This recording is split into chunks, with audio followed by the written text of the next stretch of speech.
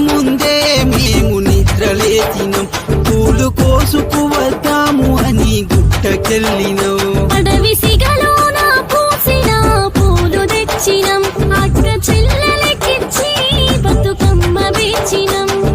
కుమారెమ్మల పూసినావని కొలిసి మొక్కినో పుత్తల వాకిళ్ళల్లా ముగ్గులేసినం పుట్టిల్లు చేరగాడబడుచులే బతుకమ్మ సందడాయే